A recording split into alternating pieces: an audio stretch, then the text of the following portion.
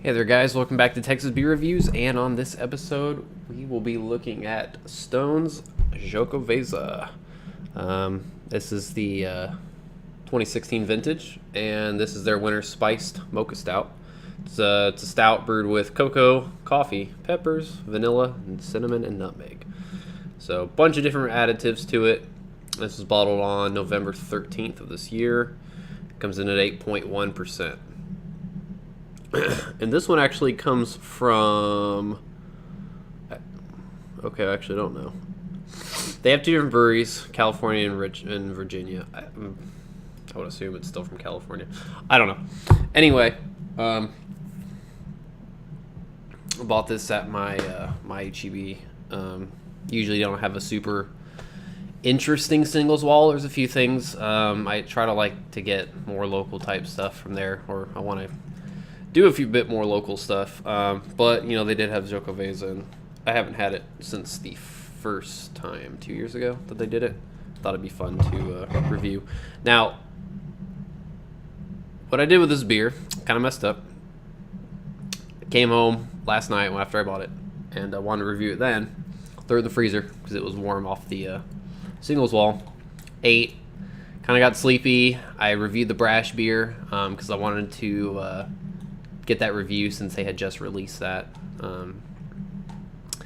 And I go to bed, and I wake up at 6 or so a.m. going, oh, I left the Xocoveza in the freezer.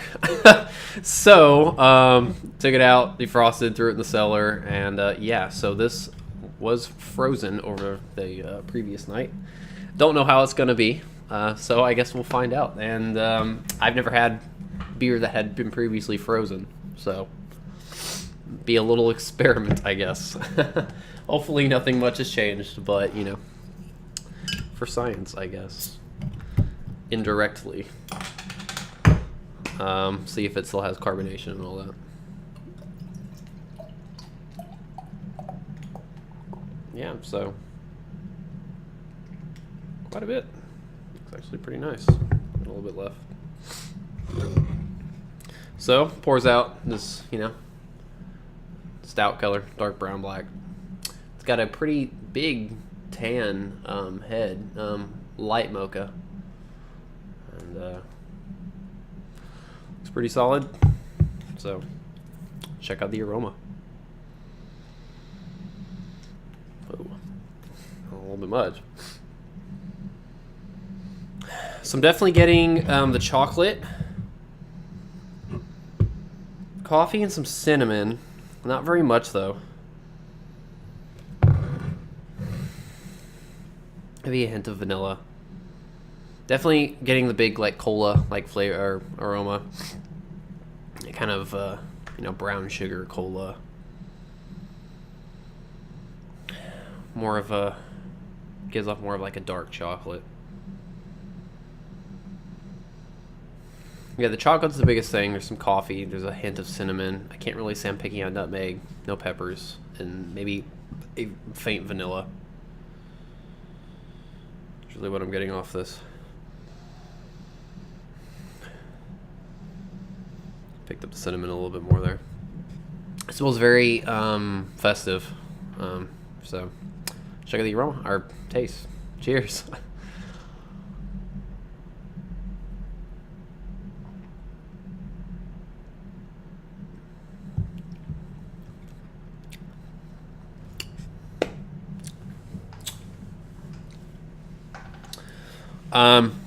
So getting the chocolate, getting a roasty quality, some coffee, definitely pick up the cinnamon, into the vanilla, not getting peppers right now.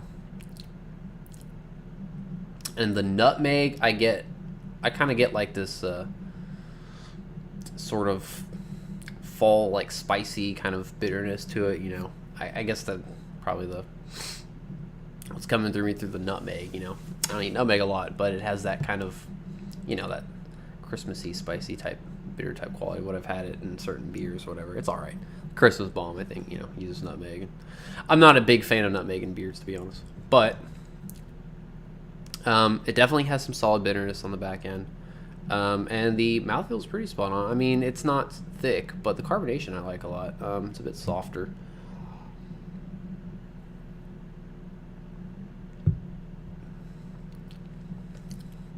Picking up the cinnamon. So,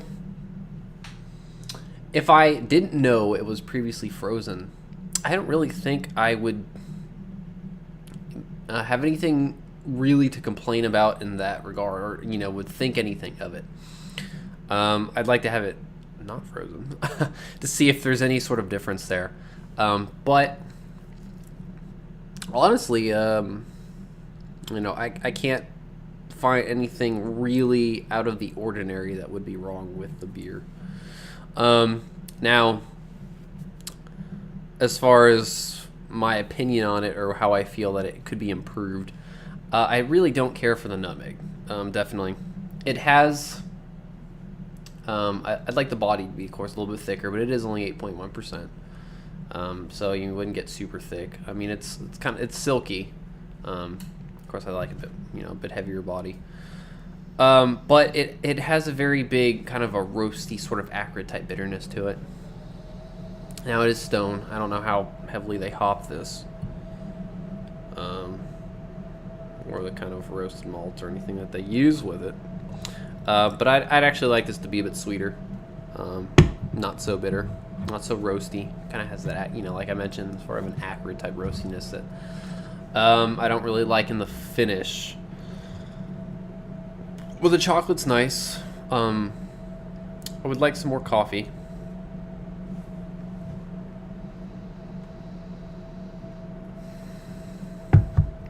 Cinnamon's one of those things that I love cinnamon, and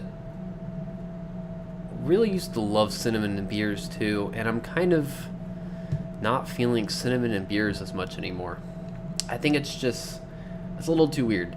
I think the best thing I can see it in is pumpkin ales, where I feel like it probably improves the beer there. But in stouts, I guess I'll reframe it as that with stouts, I'm just not really feeling cinnamon. So I honestly think this could do without it. And I mean, it doesn't make it, I guess it makes it less complex or something, whatever, or less festive in a certain sense. But I really think that if it had a bitter coffee presence, the chocolate and the vanilla, it would, I would prefer it a bit more. Leave out the nutmeg. I'm getting no pepper heat, so it really doesn't do anything for me there. And the cinnamon's fine, but I'm just kind of getting iffy on cinnamon now, for whatever reason. I just think it's a little bit too festive, candle-like, or whatever. It feels weird to me now in stouts. But other than that, it's solid. Definitely a solid spice stout. If you like Prairie Bomb, or Prairie Bomb is one of those things. It's a great beer, but yes, it is a little bit pricier side. So something more affordable. This is comparable. It's not as good, I think, by a decent amount. I think Prairie Bomb is a much better beer for being a shelf Mexican style kind of spice stout that you can get. But if you don't want the price, you want to pay the whatever $9 or something for a 12-ounce bottle. This is a good alternative. But overall rating,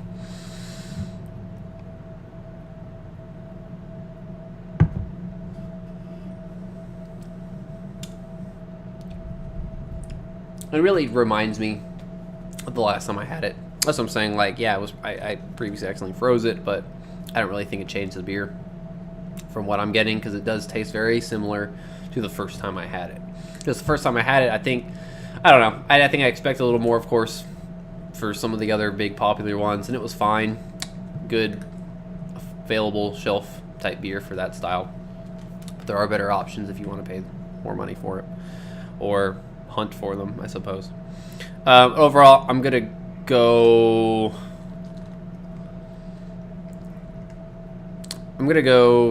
through kind of in between 3.5 and 3.75, but certain parts of it I do like, so we'll do 3.75 out of 5 for Xocoveza. And yeah, it's pretty much how I feel about this beer. So they had a barrel aged version, never had it, but you know. So anyway, so looking for a spice stout that's a bit more affordable.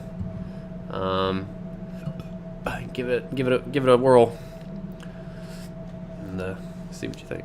Otherwise, solid beer from Stone. I'm not big into Stone beers really anymore, but I think this is probably still one of the better beers that they do, in my opinion. I mean, everything's solid, pretty by the book, but it's a little bit old school at this point.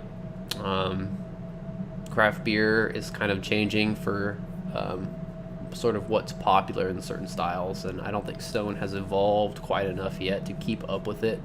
I mean, they're still going to be very popular for a lot of people, obviously. They're a very big brewery, very well known, but within that kind of smaller niche and kind of how craft beer is evolving, I think that they could evolve a bit better, especially, you know, because they have a lot of solid, I guess, regular year-round stuff, and they do some of the stuff. It's a bit more limited, is a little bit there, but I don't know.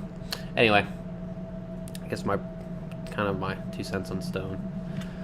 But that's pretty much it for Xocoveza. So as always, think global, drink local, and cheers.